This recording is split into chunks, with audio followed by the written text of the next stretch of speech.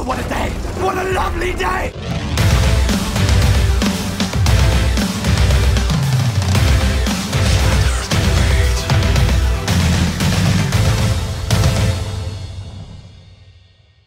Welcome to Flat Earth Debate. I'm your host, Nathan Oakley, and if you are new to this channel, or you have not done so already, be sure to subscribe and hit the bell notification icon to keep up to date with the Flat Earth Debate. If you would like to support this channel, there is a super chat that runs alongside each of these shows while they are live, and there's also a PayPal link in the info box below the video once it's rendered. But most importantly, if you would like to join the discussion, simply mute the page you are currently watching, then click the link in the info box below this video to join the panel and express your views on the shape of the Earth. If you do join, please don't swear. If you do, you'll be ejected, and if you are, please don't try to rejoin the stream using sock accounts. You'll be warmly welcome back on the next stream. Please also share the show. Sharing the show obviously increases the live audience, but this in turn increases the chances of a more diverse panel. So please share the show. And one last time, if you're new to the channel or you've not done so already, be sure to subscribe and hit the bell notification icon to keep up to date with the Flat Earth Debate. Now we are joined by The Plain Truth, Sleeping Warrior, Ranty Flat Earth, Jose, Eric, who else we got? Me. Hold on, I'm not there yet. Ian, Chris, Chocolate Saying, and Darwin. Good to have you all. Good afternoon. Hello, hello, hello. What? Cheers, cheers. Oh, Nathan, hello. Tube Tinkerer, the troll that he is, claims we have overwhelming evidence for the sphere. Well, we haven't seen any evidence for the sphere, otherwise we wouldn't be here. We have blurry pictures of Blackpool. Yeah, well, we also have the street lamps when we shouldn't see them. So they may be blurry, but why can we see them anyway? So what's the answer, Tube Tinkerer? Occam's razor. Oh, right. So Occam's razor applies, and the Earth must be flat then, because we're not seeing the level of curvature that sounding produces at the same distance, are we? So why is that? Who's the one that's doing something different, wrong, or otherwise different? One of us isn't right. One of us is doing something wrong. If we live on a sphere, we should be validating Soundly's work, and we're not doing, are we? Why is that? Let's just confirm for the audience who have tuned into this as an isolated show exactly what we're talking about. So Ranty has been out to watch the Blackpool illuminations from Barrow-in-Furness. Is that correct, Ranty? It is. And it's about 18 plus miles, flat as a pancake. We see this stuff because it's there. There's no other explanation required. If you believe the Earth is flat, which it obviously and observably is. Now, if on the other hand, like Tube Tinkerer, you believe, because you are religious by nature, that the Earth is in fact a sphere, and you presuppose it has a radius, then you would have to assert that the things that we see in Ranty's footage are in fact phenomena. Not just seeing stuff, not just a building, not a concrete noun at all, but in fact something that's not really there. It's obscured from view based on the fact that the Earth is a sphere, if you presuppose it's a sphere, and you have a bulge blocking your view, but we still see them, causing a bit of a problem, unless you need to assert that it's slightly looming non-standard refraction hyena effects, bringing these buildings back into view where they should not be there. Of course, that is a total bunch of nonsense, and would only be asserted by religious zealots who believe the Earth is a sphere.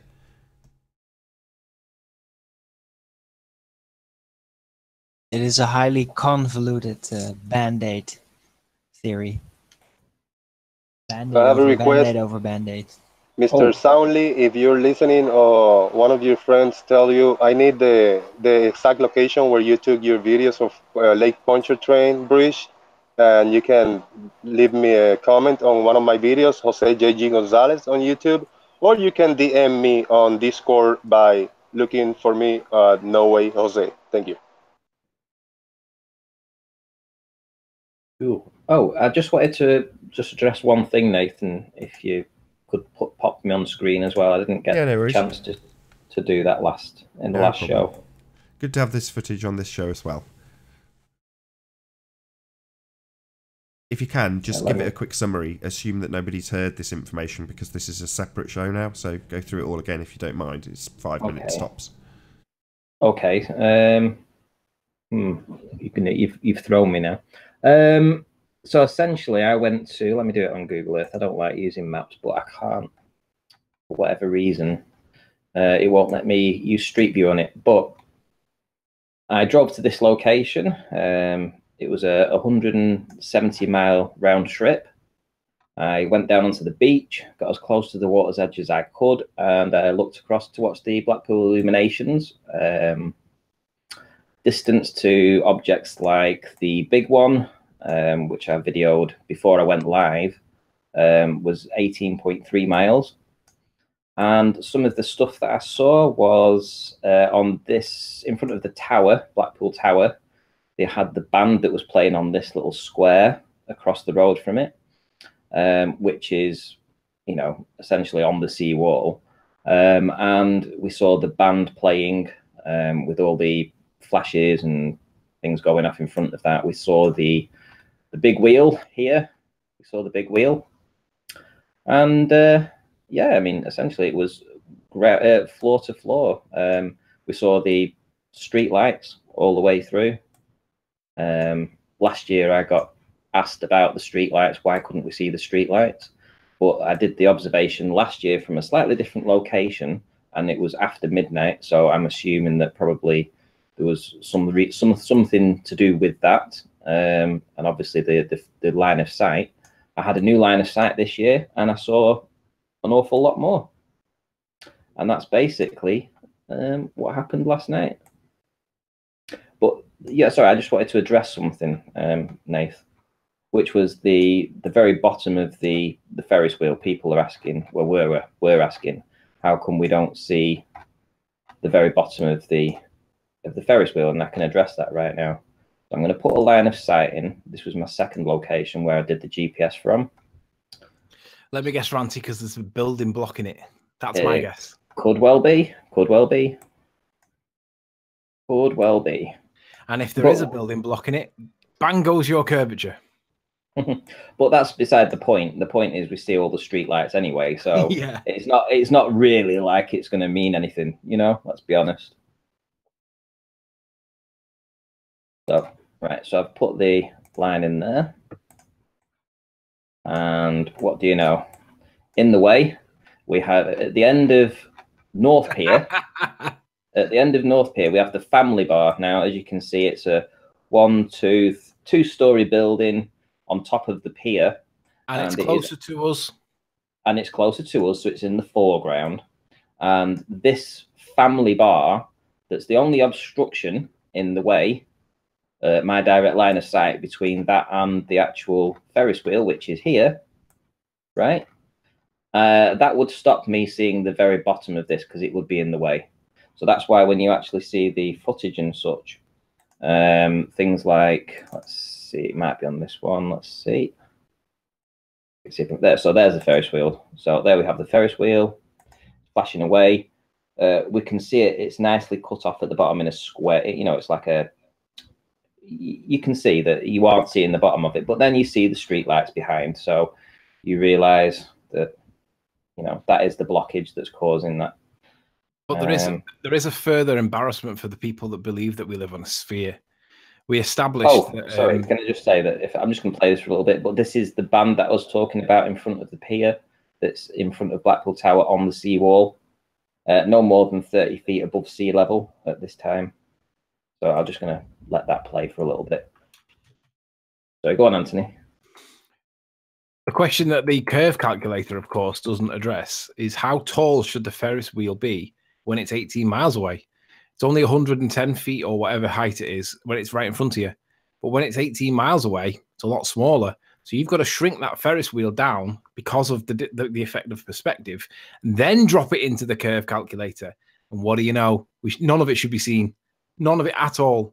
Yet we can see basically everything. So in essence, what Anthony's saying is the curve calculator doesn't account for the angular resolution of something that you are viewing. It only deals in absolute sizes, which is to say that if you're going to plug in a value for the tower, you're going to plug in the feet and inches tower. So like you were standing next to it with a tape measure in your hand and reading off the measurement at the bottom of the tape measure, which you're not doing. You don't get that view from a distance. You don't get that view ever. You get an angular size of anything you are looking at, and the calculator essentially ignores all of that. It also ignores angle of incident, the actual angle of attack on the item that you're looking at. and then lower that figure, normally below the midpoint of your camera if you're very low to the ground, you have a very, very narrow angle to anything in the distance. And what you have as an effect of that reduced angle is Airy's diffraction when combined with the angular resolution at distance. All of these things are completely ignored in the begging the question proof of nothing perspective omitting curve calculator. So it's a useless tool. It doesn't prove anything.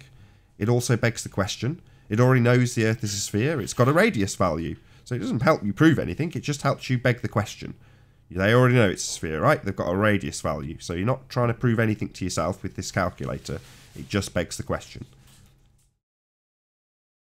So that's basically the nails in the coffin. I mean, it's been that long since anybody's brought in evidence of curve looking at the horizon for curvature, right? Because it got destroyed by Mick West when he admitted that there was the assumption that we lived on a sphere. So shout out to Mick West for admitting that. I didn't actually think he'd ever admit that, but he did. Nonetheless, nobody's presented it for a while. And I was only saying to Nathan last night, late on a phone call, do you know, we haven't had anybody presenting anything on like observations for ages. I've actually forgotten half the arguments. It's been that long. And thankfully, we had the conversation just last night about the inadequacies of the Metabunk curve calculator. It doesn't reduce the building size relative to the distance. It applies it as though it was right in front of you. And of course, that's clear nonsense. That wheel should shrink. So even if you could see the tippy tops of it, you shouldn't see any of it once you've reduced it in size over as a function of distance, because perspective is a thing and your calculator doesn't take it into account, and it gives us the perception that we live on a sphere sometimes. But when you take into account perspective, never works, ever. Yeah, and I mean, just look at this. I mean, these lights are just past the big one, so these are further away. I mean, these lights, we're talking 18.5 miles away, that are essentially street lights. These are just street lights, 18.5 miles away. Go figure. And this was the video that I took before the illuminations were switched on. So the tower wasn't on, and I couldn't understand it. Why is the tower not on? It's like, and I'm thinking to myself, well, the big wheel should be there, and the tower, I can only see the top of it lit up. So why is it lit? Why isn't it lit up? Can you move your mouse? You know, just move your mouse off screen. I've got it nice and big for this stream, just so we've got some clear images without your mouse on them. That'd be brilliant. Thanks. Right. Okay. And obviously, there's all the street lights. There's the street lights. There's the back of the big one where it turns around on itself. There's that light that's in the foreground here. This light is actually something that's on Central Pier.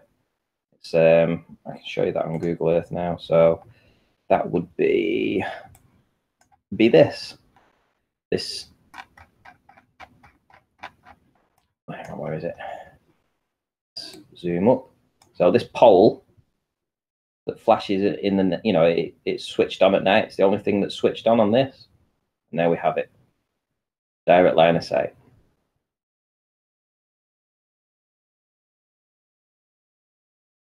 There's plenty of other videos that I could show you that I've not even had a chance to look at yet, because I filmed quite a lot actually. Up to you. Personally, I'll review them first before you stick them out, just so it doesn't get tedious with us. I mean, if you want to keep playing them through in the background, I'll leave you on if you want. And whilst you are doing that, let me just let people know in chat that Pete Shea has had the photograph that I used on my recent video, and I've encouraged him to join the panel and admit that he might have this one wrong. So hopefully Pete's going to do the honourable thing, come on and say, I'm sorry, I got this wrong. She's a normal person after all. She doesn't have facial implants or whatever it was he said. Facial prosthetics or whatever. What we have here is we have Blackpool Tower, and we have all of Blackpool to the right of it, obviously. All the street lights, all the illuminations along the promenade, all lit up. Shouldn't see them if you believe you live on a curve. There's the wheel, the big wheel. That's cool as hell.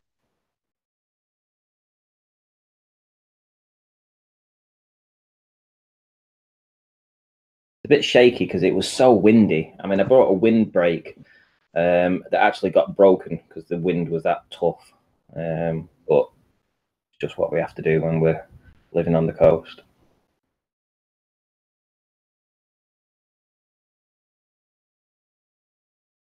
So yeah, just bear in mind that you shouldn't even see the big wheel. So we're looking at the big wheel now. We shouldn't see it. there any answers for the globe? Anyone No wants to come on and argue this?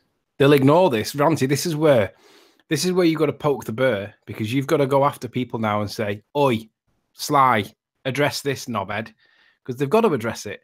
Now, you're a bit too soft with them. You need to go out and fire your gun to get the attention, and then see what they come back with, and then stand your ground and say, it's no curve. Well, the thing is, and this is what really kills their argument, is that all bodies of water must curve. They cannot have flat water. That's a simple. For the ball model, it has to be pulled by gravity. It has to conform to the sphere. So you cannot have flat water. So anywhere that you can find bodies of water that are flat, that's why they did the Bedford levels experiment. And they both agreed that, yeah, you know, I mean, for gravity to work, there has to be a curve. And this is why they had the bet, etc. So even back then, they knew that in order to find out the shape of the Earth, you needed to test it using water, because you cannot have flat water. So how come I see flat water where I live? How come other people see flat water where they live? You can't have flat water on. Can't have flat water on a ball, but yet that's all we have is flat water. That's all we see, all we experience. It's all flat.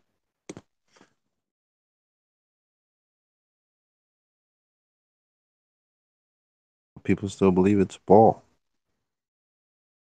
So that hump should have been in the way. Anthony, can you do the curve calcs on that? And can you work out what the curve calcs would be? What? For the height of the hump?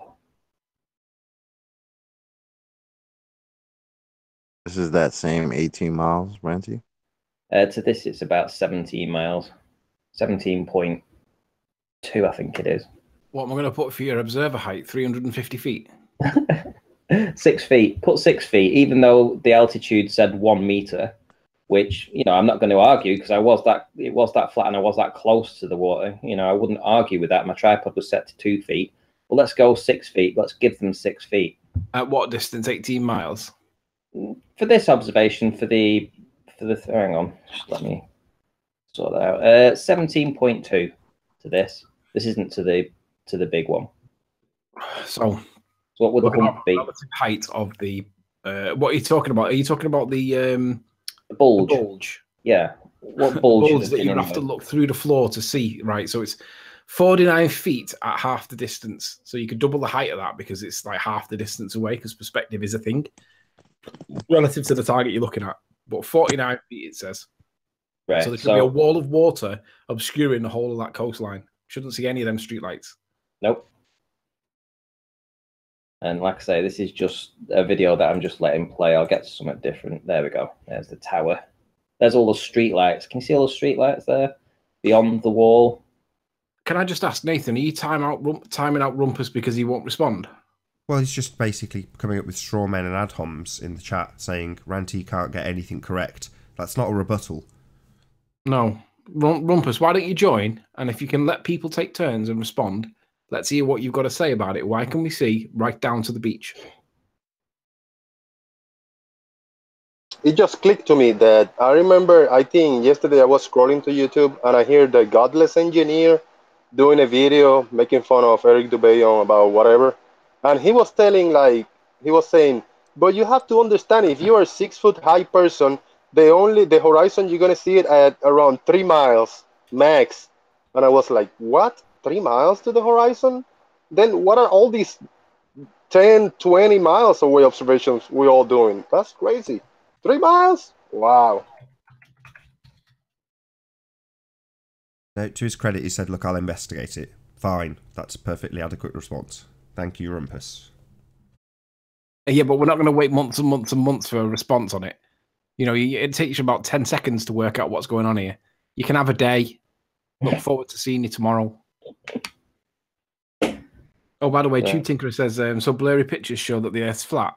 Well, you accept worse blurry pictures from Pontchartrain. Hold on. It's a nighttime observation. Tube Tinkerer, present your best possible picture of a satellite. The best you've got. You want to see blurry images, mate? I'll show you blurry images. Yeah, because you can't make out that that's Blackpool Tower. And what's even better is now that the lights are back on again, I'm going to see if I can get Conspiracy Cats to join me at Hoylake. He seems to be on the fringe of going onto the dark side, so we might not actually do it now. But from 30 miles away, you shouldn't see that tower at all, but we know that we can see it. So shout out to Conspiracy Cats. Let's see if you got an explanation for why we see this at nighttime with very little to zero refraction. Indeed. Indeedy. Yeah, again, you're giving them enough rope to hang themselves, which is fair enough, but it's not a necessary question. Why do we see it? Well, we just see it. There's no explanation required. We just see this stuff. It's there. That's why we see it. No explanation required. What's that you say? Oh, there should be an Earth curve in the way. Says who? Oh, your model? Your pseudoscience model that proves nothing? No. Let's not have your fantasy and religion put onto us. We're just looking at stuff, thank you. Don't need any explanation for looking at stuff. Just looking at it. It's okay. Rumpus is finishing some details on Anthony's video presentation, you know? What, the video from like months and months and months yeah. ago? Contemporaneously when I released the evidence publicly, which I did at the first UK Flat Earth conference that I spoke at. Shout out to Rumpus for not doing what you said you were going to do. Again. He's about to finish up the final draft. Yeah. Hey, Apollo. He's on it. He's on it, man. Oh, Apollo, that reminds me. You offered to do a photograph of something that's out there. Is that offer still on the table?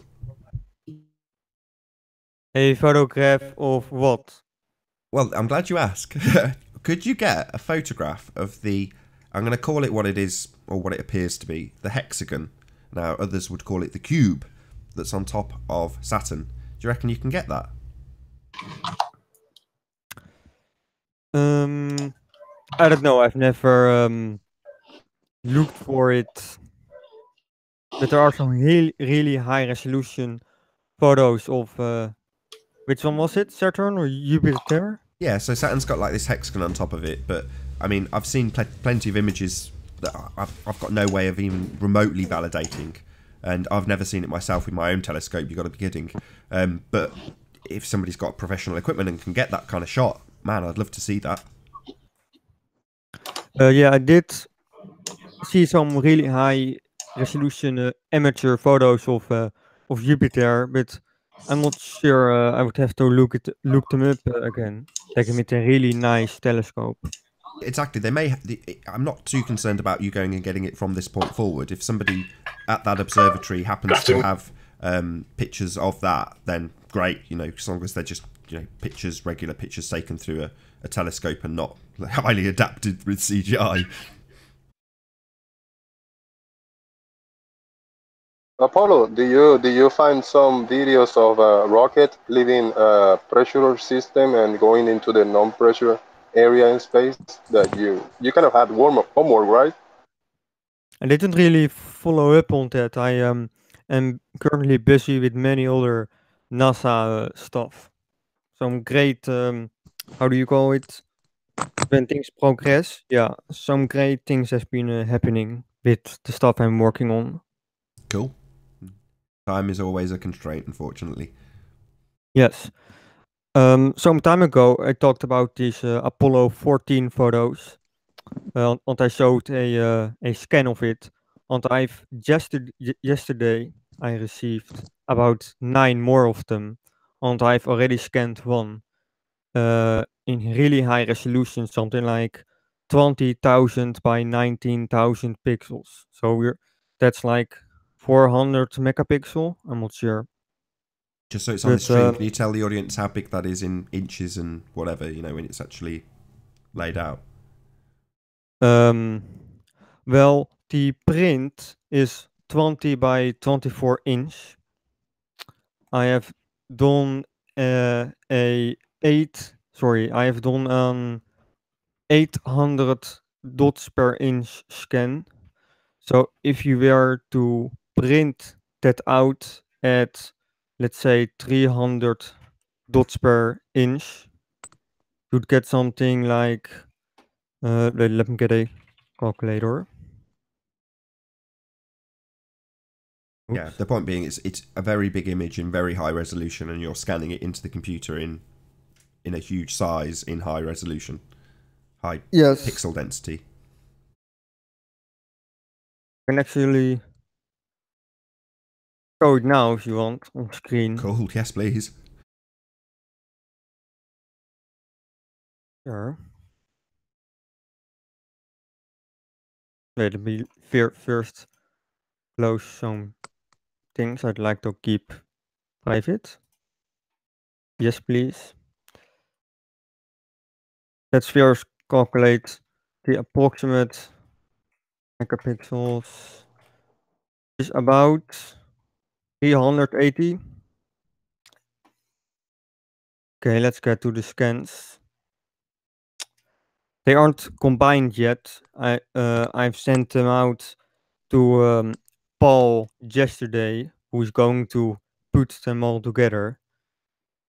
Good. Let's open this one.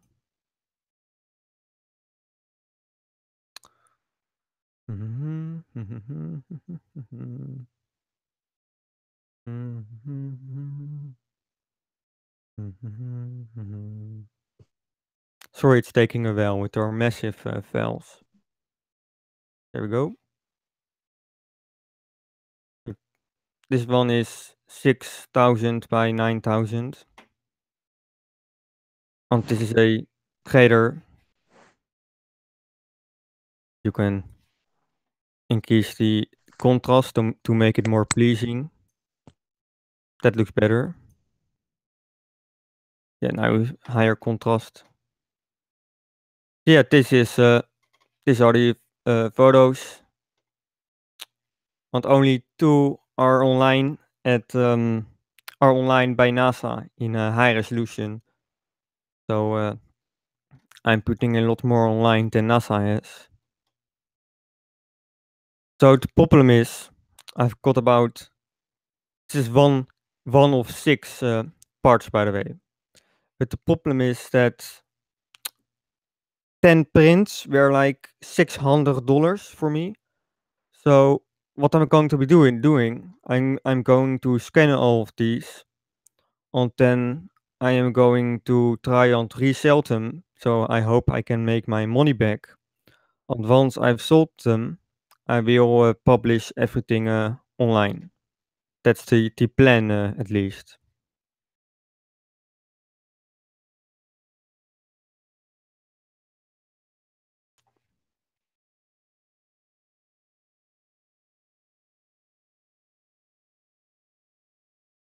Let's open another one.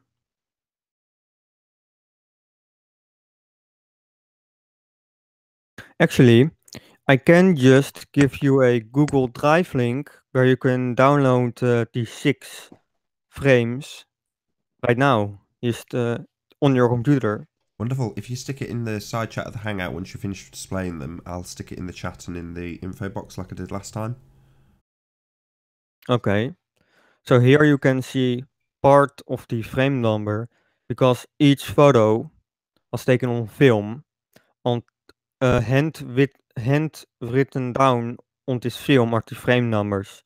So here you have 16 for Apollo 16, you have 80 for the magazine, and you have part of the frame number, which in this case is 10455. This part doesn't really have any interesting things, but you can see some, rocks here, or allegedly, of course. So sorry, Roland in the chat says, so what? What does this prove? Well, it's not attempting to prove anything. It's just interesting. Well, what I think is interesting is that NASA does not have these online, and that's why I want to put it online. Because currently it isn't. So Yeah, never before seen footage. People in the chat. No, so what? Oh, great. Okay. And which mission were these from again, Apollo? Apollo 14. 14, right?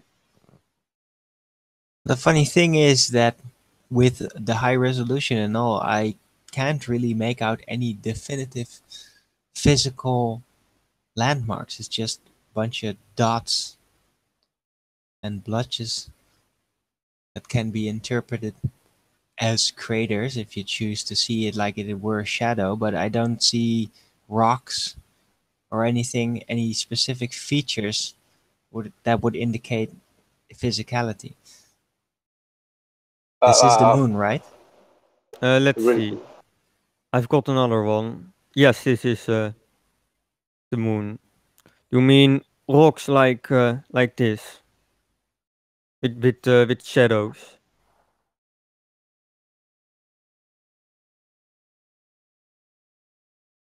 What do you mean? Zoom in a little more. Oh, hold on. What do you mean? What do you mean? I'm already. Yeah, almost. Sorry. What do you mean, Arwin? You can't see rocks. I mean, do you mean that there's no distinguished? I don't know. We're not close enough. I wouldn't have said. Interpret it as another thing, just as a visual effect. But visual effect. It is kind of funny that, in this case, it would suggest more a reflective nature rather than just a light blotch type phenomena, because it is very consistent. What do you mean? That part was. What do you mean? Zoom in on any other part, because I find the rest looking a lot blurrier. Well, this is a very high resolution scan, and a print only has so much resolution. You know, it is an analog copy, so it has a resolution limit. I get that, but the other picture had a lot sharper details in it. See, it's like in focus right there. But I'd like to see another part that it has a similar sharpness, because this looks much blurrier. Well, that's because there are less defining features. That's no excuse. Everything has a defined feature. Everything physical. Bound to be rocks at places or just things. Yeah. But this is the only sharp part so far that you've shown me in this entire picture. Define sharp. In focus. More detail. It clearly stands out.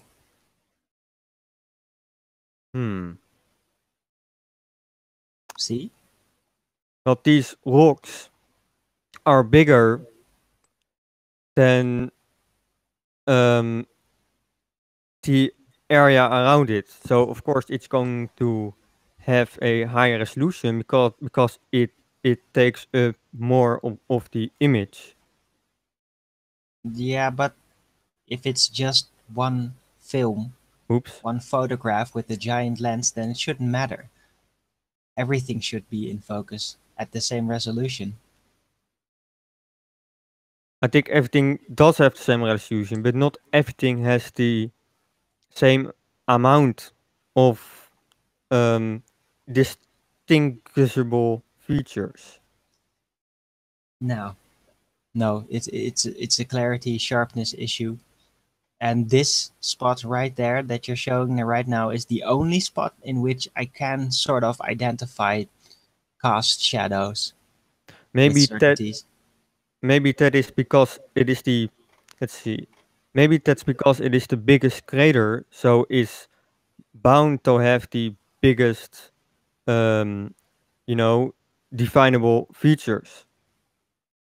That, or it could just be edited in. So, edited in. Yeah. So, you mean they created this bare landscape and only on select locations they would put something recognizable? Well, no. I think it is rather CGI rendering. I don't think so, Arwin. I mean, we know that what they did was take extremely high resolution photos of the moon and then create a scale model that was nigh on perfect. And there's images. Why is the rest not? I'm just saying. Not sharp. The only bit that for me is questionable is how they were taken. not the authenticity of or the credibility of being actual pictures of the moon. I don't know why you'd question that, Arwin, if I'm honest, but you know, go ahead if you want to. I don't know. It's coming from NASA, so they are expert at faking things, and I think that this may also be edited in some way. It just looks like there's one sharp region in the entire photograph. It's the only region in which I can actually identify shadows, and the rest just look. I mean, I actually agree with Arwin. I mean, it's from NASA, but I mean, we already know they're full of it. So I don't know how this compares to high wires on the ISS. To me, this is just pictures of the moon. I mean, I don't know how much time you guys have spent just staring at the moon. Me, a lot, and I don't see any issue here. I don't know. I think Apollo, you'd agree. You've spent plenty of time staring at the moon through a telescope lens. There's no issue here, right? This is what it looks like. Can you zoom out to the entire picture? If you can deduce how far the closest zoom you can do to these pictures, if you can deduce how high in Earth, base measurements, will it be 20, 30, 100 miles away, you think? You've got no way of verifying. You can't answer that. Just look at it. Yeah. It's again, there's one spot that has very distinguishable features, and the rest is all blurred up. See, it's the same thing. I disagree. You can just see look all at the these resolution. You can see all these little craters here. Yeah, but you're assuming they're craters. They don't look like craters to me. They look like smudges. Well, there are smudges. Wait, let's first answer your first question.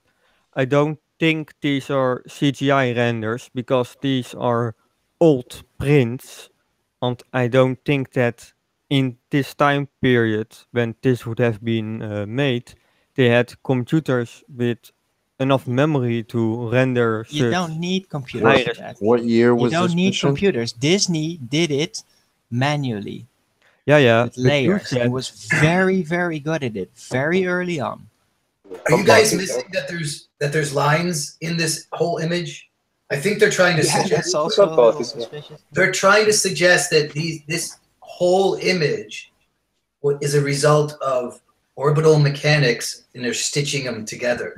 So I guess pass A had a different resolution for some reason, as opposed to the one. No, these Apollo 14 photos were a single exposure.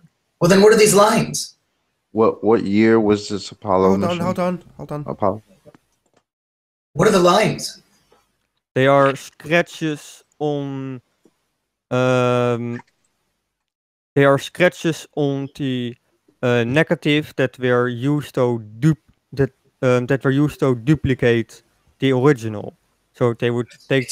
It's a perfect line. No, it isn't. Oh. Yeah, it is. It moves around.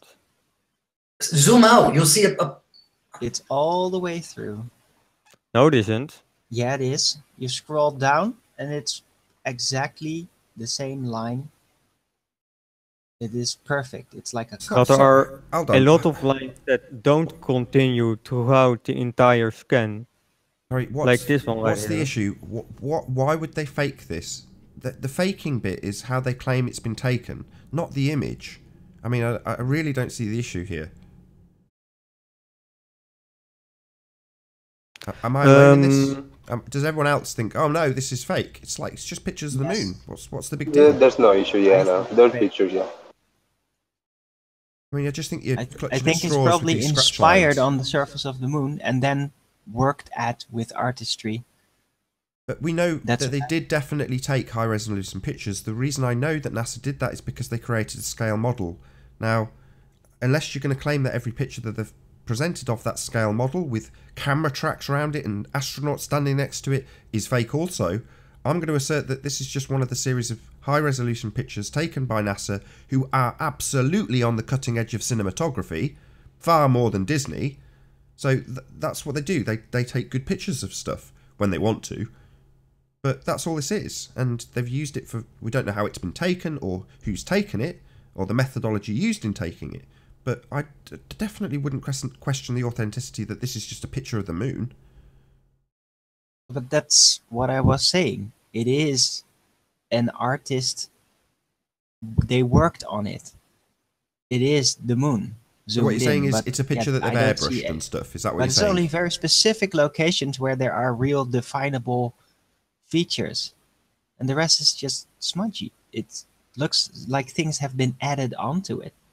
Well, Arwen is right. I mean, that's what I'm saying. The lines. Between the lines, you can see within one grid, there's a lesser resolution. And then you go right across that very straight line, and there's a higher resolution. So they are strips. They're stitched together strips. No, they aren't. Let's have another look at it. Hold on, let's just have a look. Let's just have another look, Apollo. Can we have a look at? Can we have a look at the line and just see if that assertion is actually true? I mean, I've got several monitors of very high resolutions. I can look at it in great detail, and I make it a bit bigger as well. But the problem is that contrast on it. It should highlight the line even better. So if you mess around with the color and contrast, it should bring it out.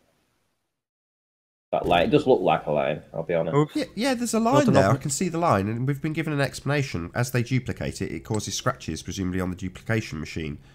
But so what? What's wrong with that explanation? I have no problem taking that and accepting it purely on face value, because I see no motivation to edit it in that regard. I just don't see the benefit to them or us or what they could be trying to achieve. To add definable features. It's the same we get from promote physicality. Wait, the screen that's on right now, you guys don't see a screen full of lines that go across it? Yeah. Is that me? No, we all see the lines, and the explanation given is that when they duplicate this frame, the machine causes scratches on presumably the duplication film. That's the explanation given by Apollo.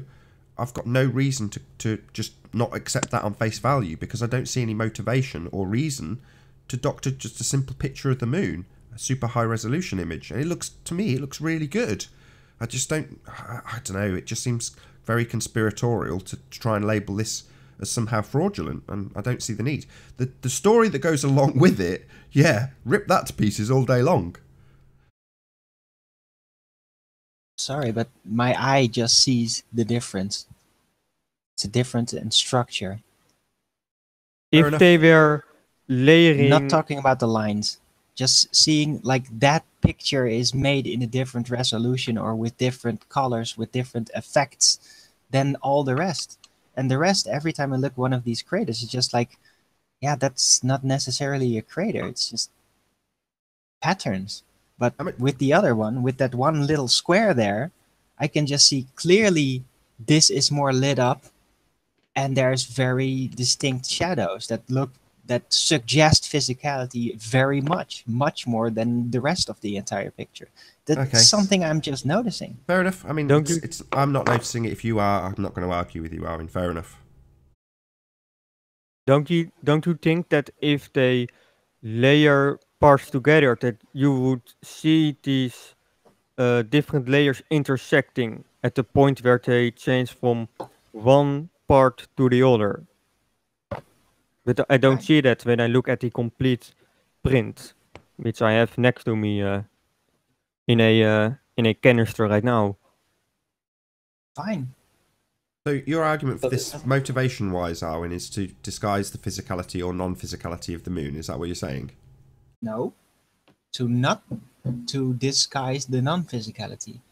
Yeah, it's basically to add physicality to the perception, to promote, to give a foundation, literally, for the moon landings.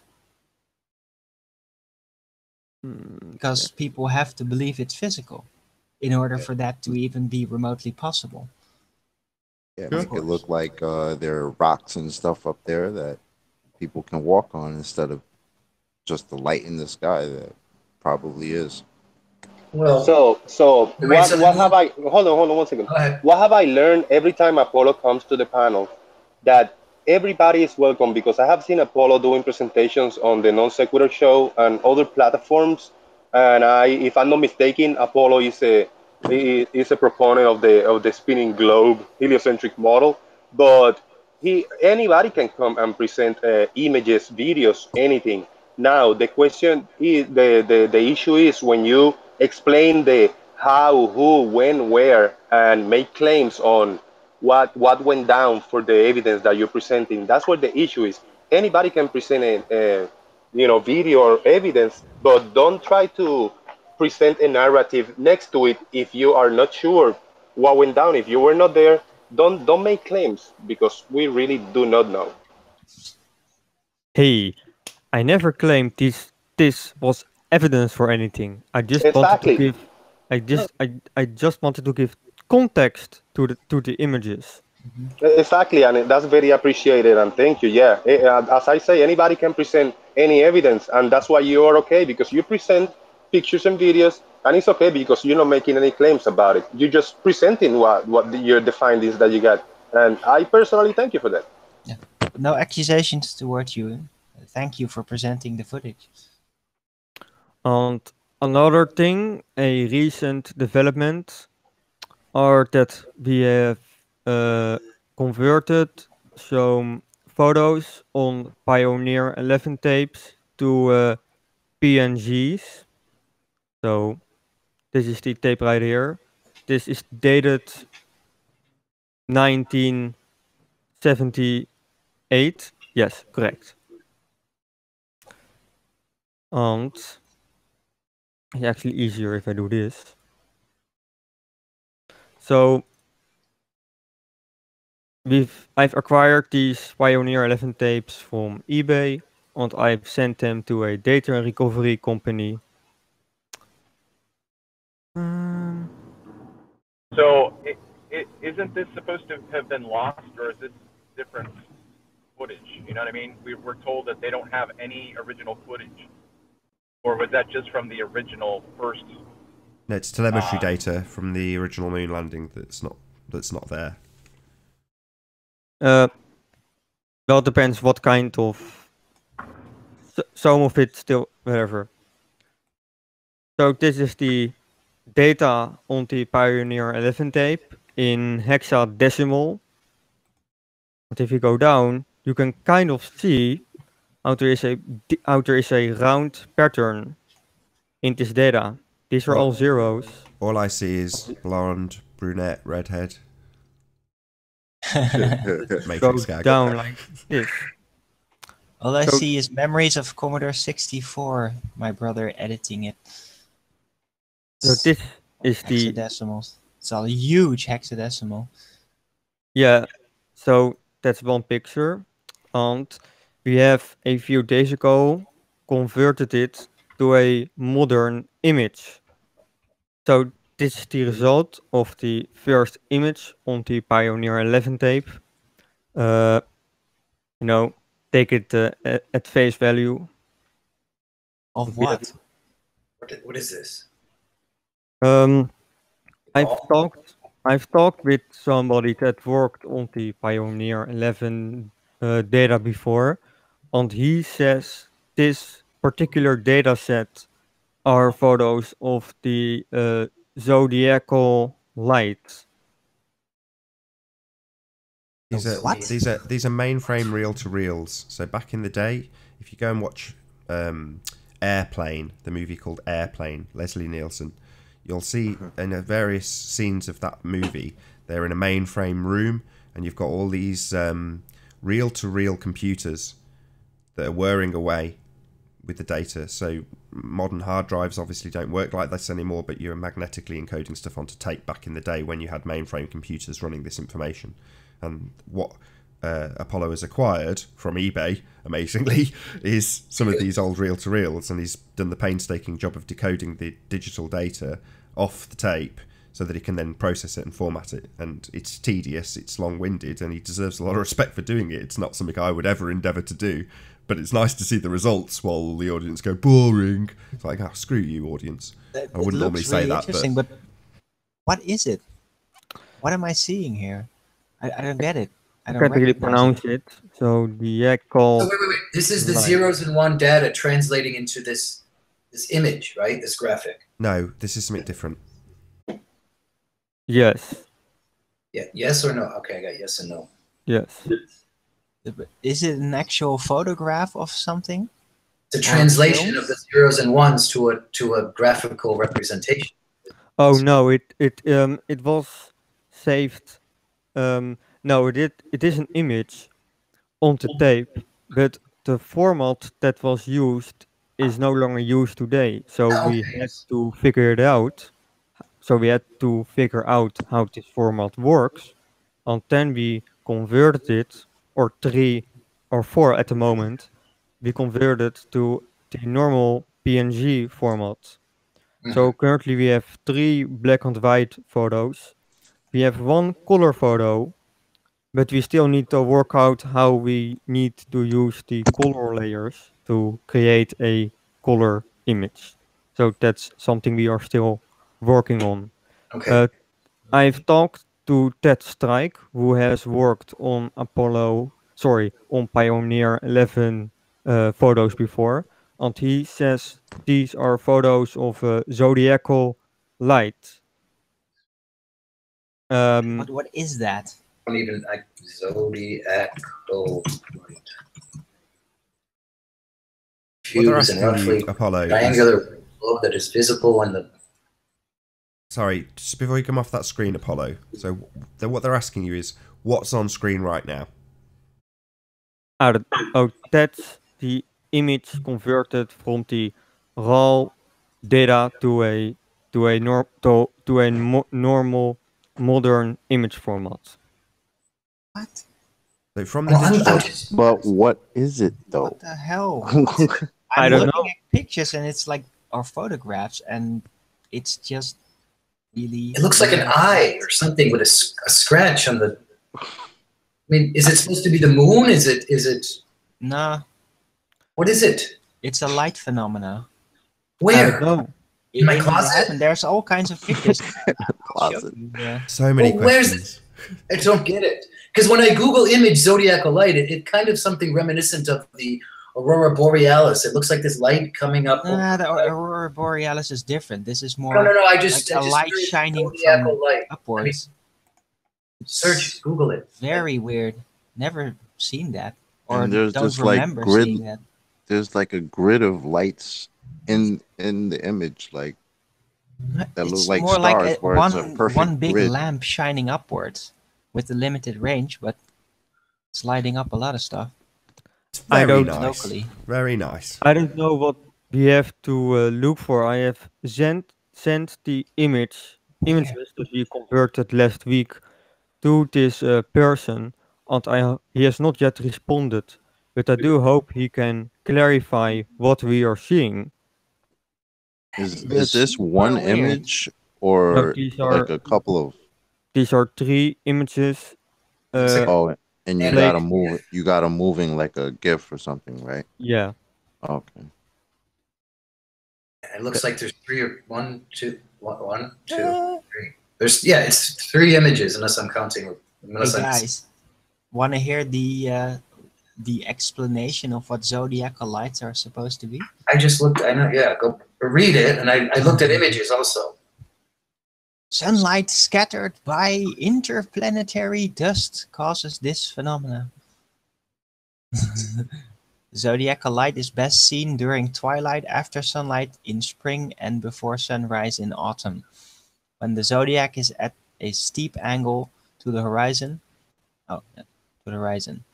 However, the glow is so faint that moonlight and/or light pollution outshine it, rendering it invisible. Right. It's like a haze. Yeah. So yeah, I am supposed to be a remnant of the sunlight or something, but scattered by interplanetary dust. Fairy dust again. Interplanetary dust. It's very presuppositional. So yeah, I am still waiting on an update, and when we work on the color image, maybe we can define more features by messing with the color channels.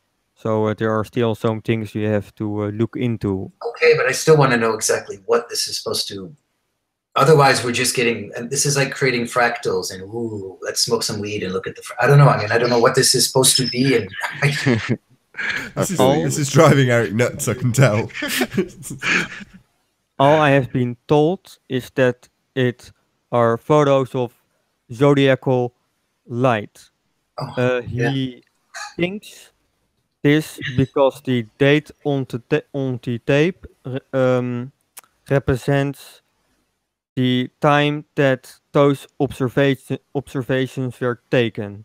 He has not actually responded to my images, so maybe he will say, "Oh, I was wrong. It is this, or it is that." I'm still waiting for a response. Okay.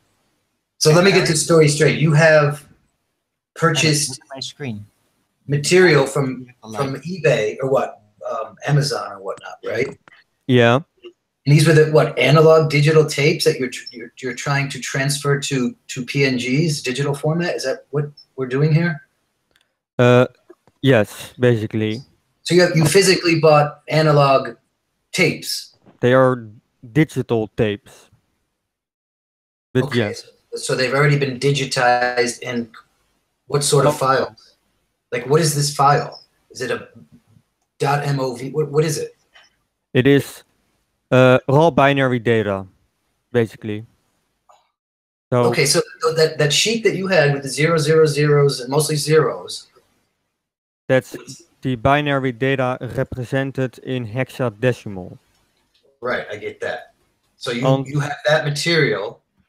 So what is this? What is this GIF or whatever it is? What is this file specifically right now? So we have taken binary data from a spreadsheet, I assume. No, taken directly from the tape. So we've bought the tape, we've cleaned it, we've put it in a recorder, and I'm trying to open some metadata. Okay, so you have magnetic reel tapes, the old like, 8-track. Okay, yes, so you got that from Amazon. But they're digital, eBay. Not analog. So it's not the process might be the same to imprint it magnetically onto the tape, but it's ones and zeros that are being imprinted, not analog waveforms. So it's the same principle as you would put onto your hard drive, but just on a very, very slow magnetic tape. But the principle's the same. And this is the net result. This is what is extracted from it and then converted it to what you've seen. Now, presumably, you've no clue either what it is. You know, you've got a vague notion, but that's it at this stage. It's just interesting and time-consuming, and you know, may find out what it is, we may not. But don't let it drive you nuts. Yes, exactly. Arwen, what do you have on your screen right now? Yeah, that's an actual picture of zodiacal light, and Google is full of it. So. This is the phenomena that is supposedly recorded on Apollo's. How many stars in that sky? So where's this source from, Arwen? Who's taken this picture?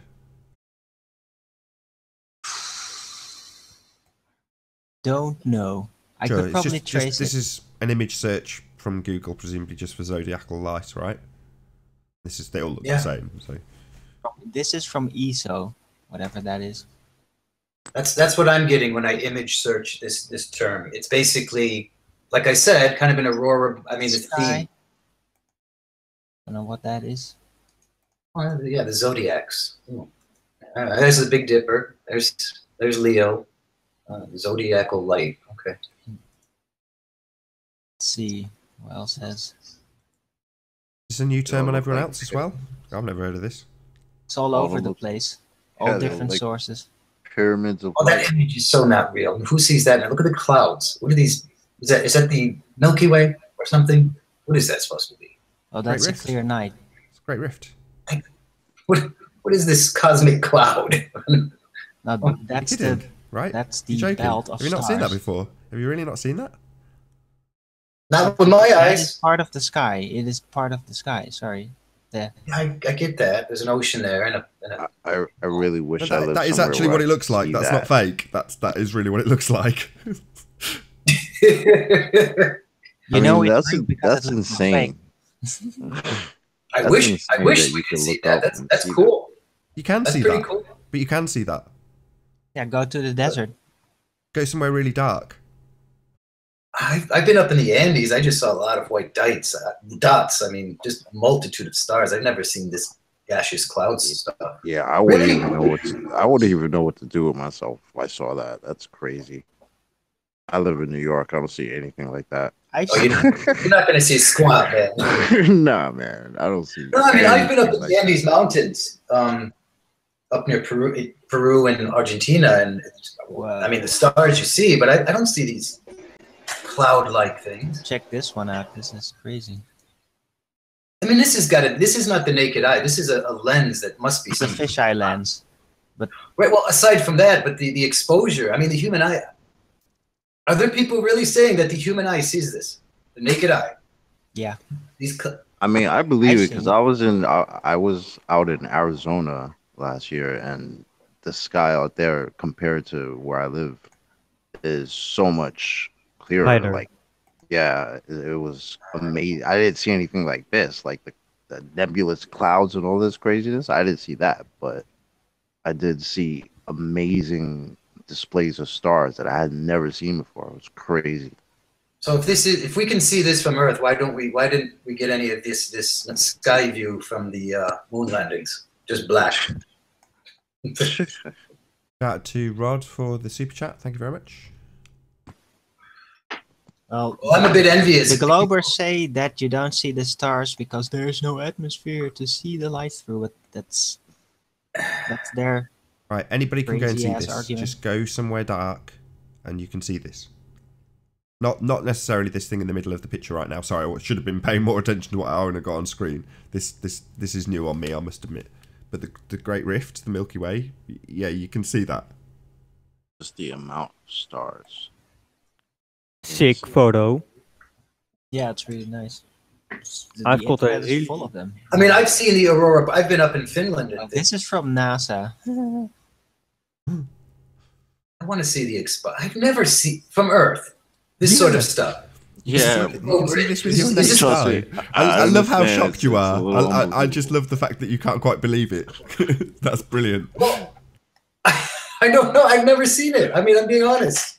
The stars and the sky, the heavens, are, I have to swear, fucking spectacular.